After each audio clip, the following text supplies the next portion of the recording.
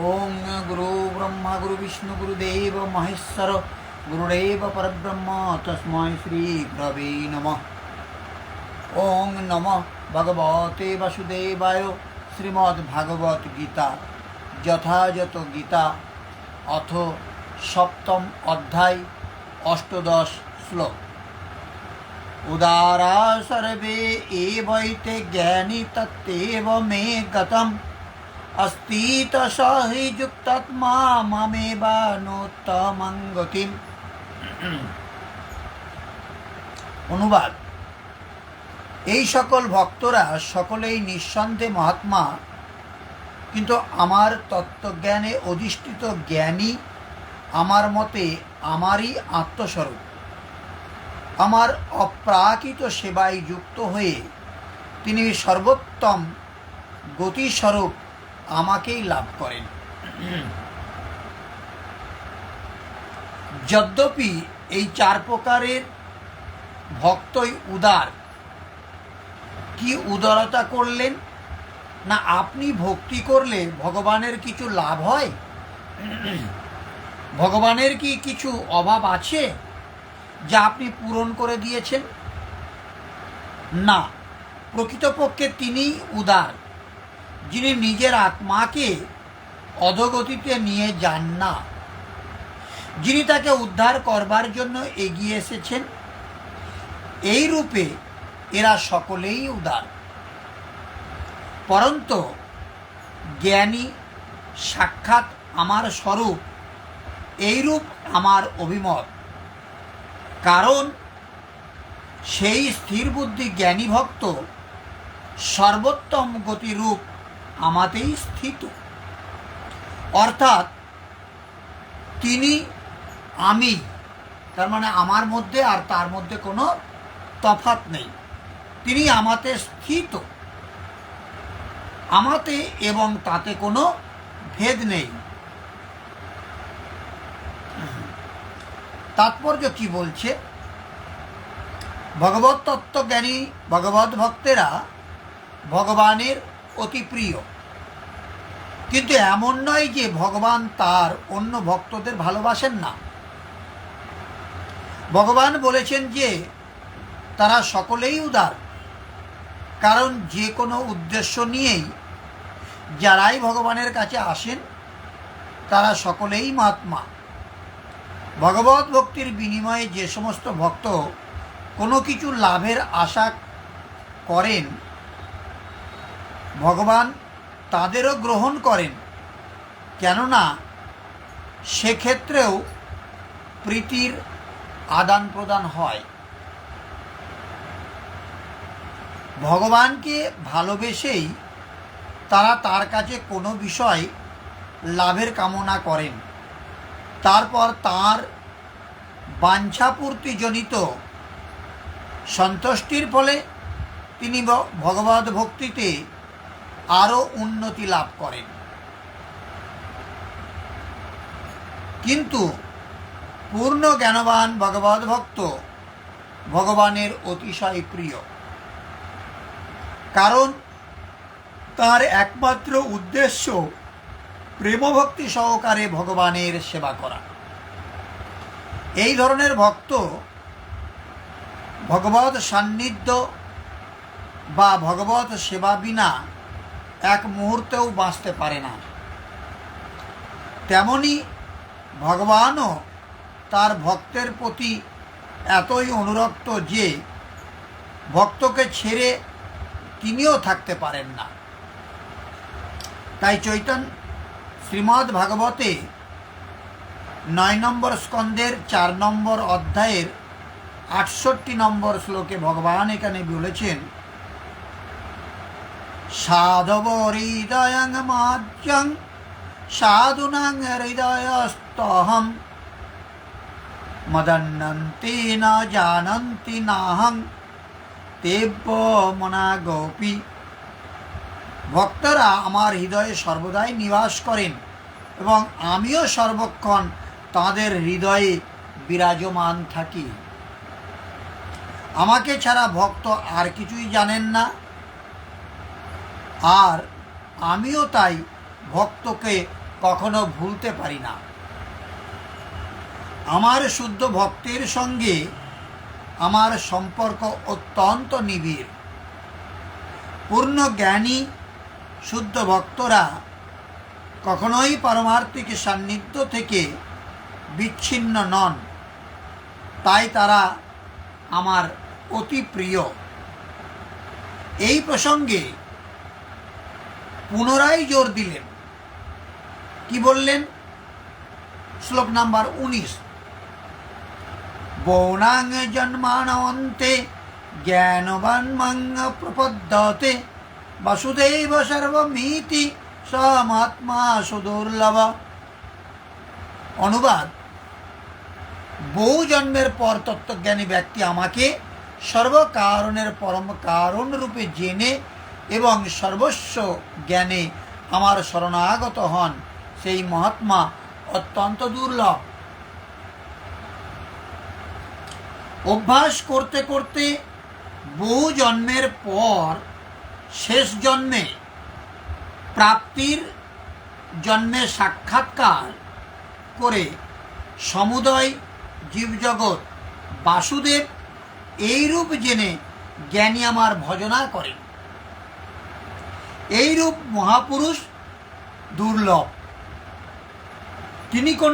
তিনি কোন বাসুদেবের প্রতিমা স্থাপন করেন না? এখানে বলছেন তিনি কোনো বাসুদেবের প্রতিমা স্থাপন করেন না, বরং অন্তরে যে পরমেশ্বর অধিষ্ঠিত তা অনুভব করেন। কিছুক্ষণ আগেই আমি আজ পায়রাডাঙ্গাতে এক সাধুর আশ্রমে গিয়েছিলাম। তিনি আলোচনা করছিলেন যে 4টে ভগবানের মধ্যে কোন ভগবানের রূপ আমরা পুজো করব, বাসুদেবের, দ্বারকায়, না মাধুর্যের কৃষ্ণের ইত্যাদি। এখানে শ্রীমদ্ ভাগবত গীতাতে প্রতিপন্ন করে বলা হয়েছে, এখানে অর্গরানন্দ মহারাজজির যথার্থ গীতা থেকে 19 নম্বর শ্লোকে, 7ম অধ্যায়ের 19 নম্বর শ্লোকের অনুবাদে পড়ছি যে তিনি কোনো বাসুদেবের প্রতিমা স্থাপন করেন না। কে না? জ্ঞানী ভক্ত। কোনো মূর্তিতে, বাইরের জগতে কোনো বাসুদেবের মূর্তি স্থাপন করেন না, বরং অন্তরে সেই পরমেশ্বর অধিষ্ঠিত তা অনুভব করেন। তেমন আমার হৃদয়ের মধ্যে সেই পরম কৃষ্ণকে প্রীতি সহকারে প্রেমপূর্বক তাকে আরাধনা করতে হবে। ওই জ্ঞানী মহাপুরুষকে শ্রীকৃষ্ণ তত্ত্বদর্শীও বলেছেন। এই মহাপুরুষরা সমাজে কল্যাণ করতে পারে, তাই এই রকম মহাপুরুষের দ্বারা সমাজের কল্যাণ সম্ভব। এইরূপ প্রত্যক্ষ তত্ত্বদর্শী মহাপুরুষ শ্রীকৃষ্ণের বাণীতে অতি দুর্লভ। আর বাকিরা শুধু আমরা তত্ত্ব জেনেছি, আমি অন্যের থেকে ভালো জানি, এই রকম তাদের আচার আচরণ দিয়ে বাক আড়ম্বরতায় তারা সাধারণ মানুষকে বিভ্রান্ত করবার চেষ্টা করে মাত্র। যখন শ্রেয় এবং প্রিয় মানে মুক্তি এবং ভোগ ভগবানের কাছ থেকেই লাভ হয়, তখন সকলেরই একমাত্র ভগবানের ভজনা করা উচিত। তবুও লোকে তার ভজনা করেন না। 19 নম্বর শ্লোকের তাৎপর্যতে যথাযথ গীতাতে বলেছে,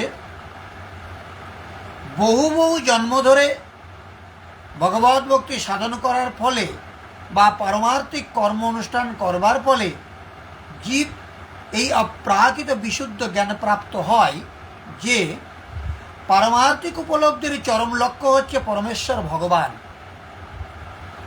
পারমার্থিক উপলব্ধির প্রারম্ভিক স্তরে সাধক যখন জড়ভোগাসক্তি পরিত্যাগ করার চেষ্টা করেন, তখন তার কিছুটা নির্বিশেষবাদের প্রতি ঝোঁক থাকে।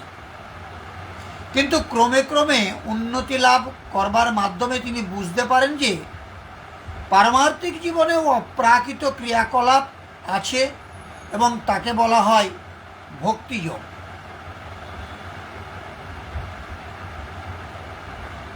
এটি বুঝতে পেরে তিনি পরমেশ্বর ভগবান শ্রীকৃষ্ণের প্রতি অনুরক্ত হন এবং তার শ্রীচরণ কমলে আত্মনিবেদন করেন। এই অবস্থায় তিনি বুঝতে পারেন যে ভগবান শ্রীকৃষ্ণের কৃপায় সার সর্বস্ব, শ্রীকৃষ্ণই সর্বকারণের পরম কারণ এবং বিশ্ব চরাচর তার থেকে স্বতন্ত্র নয়। তিনি বুঝতে পারেন এই জড়জগৎ চিন্ময় বৈচিত্র্যেরই বিকৃত প্রতিবিম্ব এবং সব কিছুই পরমেশ্বর ভগবান শ্রীকৃষ্ণের সঙ্গে সম্বন্ধযুক্ত। তাই তিনি বাসুদেব অথবা শ্রীকৃষ্ণের সঙ্গে সম্বন্ধযুক্ত হয়ে সব কিছু চিন্তা করেন। বাসুদেবকে সর্বত্র দেখার এই বিশ্বজনীন দৃষ্টভঙ্গি পরম লক্ষ্য ভগবান শ্রীকৃষ্ণের প্রতি তার পূর্ণ সমর্থন ত্বরান্বিত করে। এই প্রকার শরণাগত মহাত্মা অত্যন্ত দুর্লভ।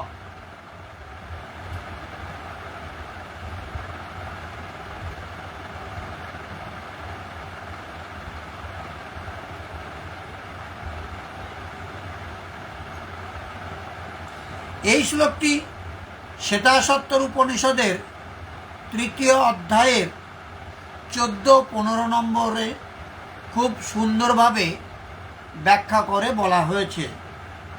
বলেছে, সহস্র শীর্ষা পুরুষ সহস্র সহস্রপাত সভূমিং বিশ্বত বৃত্তাত্তিষ্ঠাদ দশাঙ্গুলম পুরুষ এবেদং সর্বং যদ্ভূতং যচ্ছভ্যম ऊतं मृत तस्येषान যদস্নেনাতিবহতি।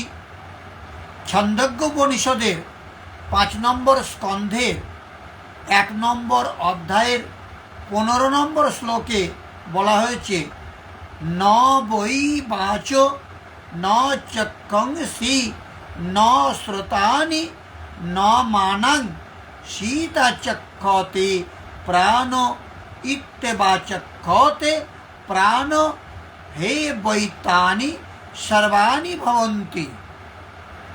জীবের দেহের মধ্যে বাক শক্তি, দৃষ্টিশক্তি, শ্রবণ শক্তি, চিন্তা শক্তি মুখ্য বিষয়বস্তু নয়, প্রাণ শক্তি সমস্ত ক্রিয়াকলাপের কেন্দ্রবিন্দু। তেমনি ভগবান বাসুদেব অর্থাৎ পরমেশ্বর ভগবান শ্রীকৃষ্ণই সব কিছুর মধ্যে মূল সত্তা। এই দেহের মধ্যে বাকশক্তি, দৃষ্টিশক্তি, শ্রবণ শক্তি, চিন্তা শক্তি ইত্যাদি শক্তি রয়েছে, কিন্তু পরমেশ্বর ভগবানের সঙ্গে সম্বন্ধযুক্ত না হলে এগুলি কোনোই গুরুত্ব থাকে না। আর যেহেতু বাসুদেব সর্বব্যাপক এবং সর্বকিছুই স্বয়ং বাসুদেব, তাই ভক্ত পূর্ণ জ্ঞানে আত্মসমর্পণ করেন। তুলনীয় ভগবদ্গীতায় 7 নম্বর অধ্যায়ের 17 থেকে 11 এবং 40 নম্বর শ্লোক। আজকে আরেকটা শ্লোক আমরা আজকে আলোচনা করব শ্রীকৃষ্ণেরই বাণীতে। 7ম অধ্যায়ের 20 শ্লোক। কামৈস্তৈস্তৈরিত জ্ঞানা প্রপদ্যন্তে হন্য দেবতা তাং তং নিয়মামস্তায় প্রকৃতা নিয়তাশয়া।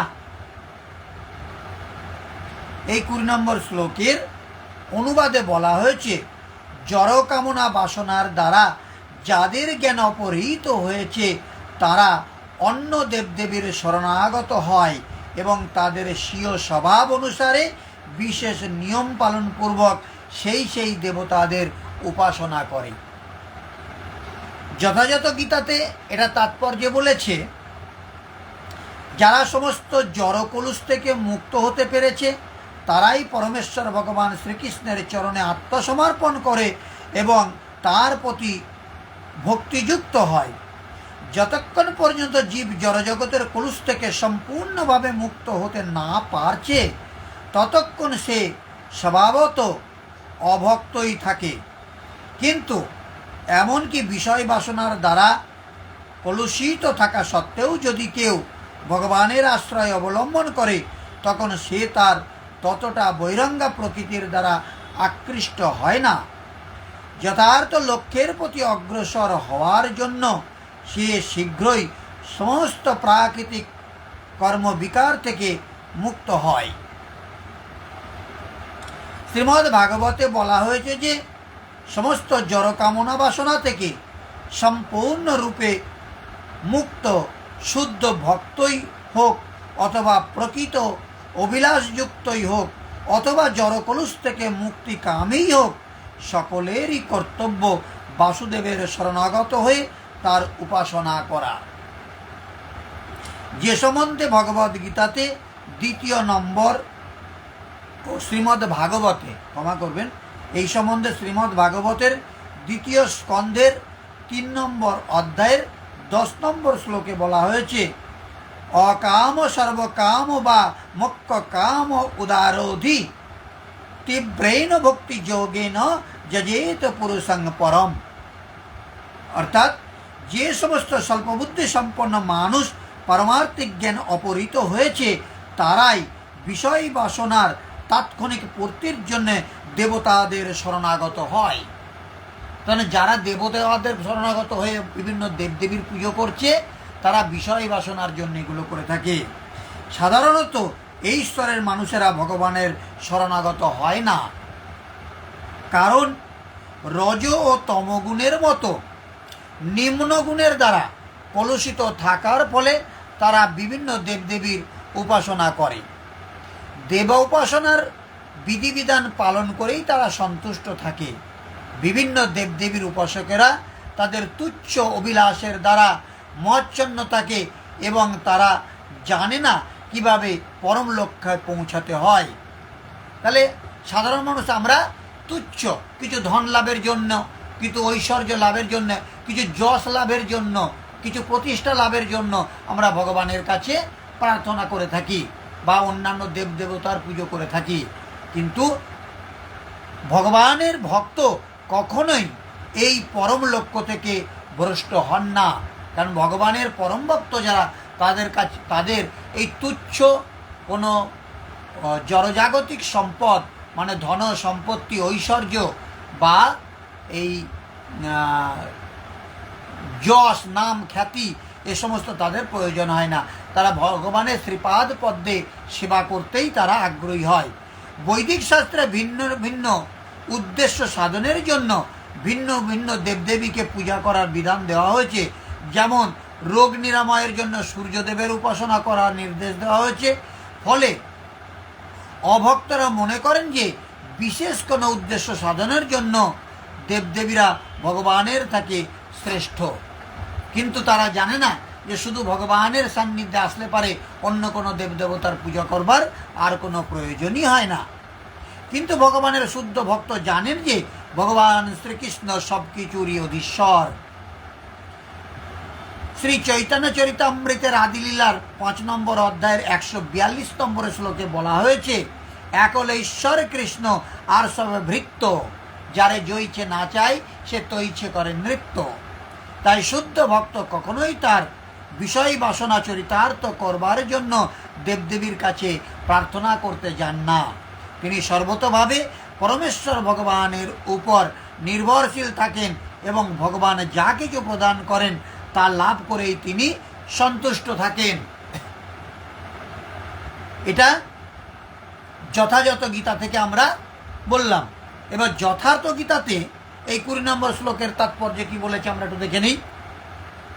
বলছে, সেই তত্ত্বদর্শী মহাত্মা অথবা পরমাত্মাই সব কিছু। তাহলে তত্ত্বদর্শী মহাত্মা অথবা পরমাত্মা মানে ভগবান শ্রীকৃষ্ণ, এবং ভগবান শ্রীকৃষ্ণকে জেনেছে যেই পরমা ভক্ত, সেই দুজনই একই সত্তা। এইরূপ লোক জানতে পারে না, কারণ ভোগের কামনার দ্বারা তাদের বিবেক অভিভূত হয়েছে। সেই জন্য তারা স্বীয় প্রকৃতি অর্থাৎ জন্ম জন্মান্তরের অর্জিত সংস্কারের স্বভাবের দ্বারা প্রেরিত হয়ে আমি পরমাত্মা থেকে ভিন্ন অন্য দেবতাগণের এবং তাদের জন্য প্রচলিত নিয়মের আশ্রয় নেয়। এখানে অন্য দেবতাদের প্রসঙ্গ প্রথমবার এসেছে। আগামী দিন আমরা 21 নম্বর শ্লোক থেকে আলোচনা শুরু করব। আজকে এখানে বিশ্রাম দেওয়া হলো। ওং সর্বে ভবন্তু সুখিনঃ, সর্বে সন্তু নিরাময়া, সর্বে ভদ্রাণি পশ্যন্তু, মা কশ্চিৎ দুঃখভাগ ভবেৎ। ওং শান্তি শান্তি শান্তি। সমস্ত মানুষ সুখী হোক, সমস্ত মানুষ রোগমুক্ত হোক, সমস্ত মানুষকে আমি দেখতে চাই তারা যেন কখনো দুঃখ ভোগ না করে। হরে কৃষ্ণ।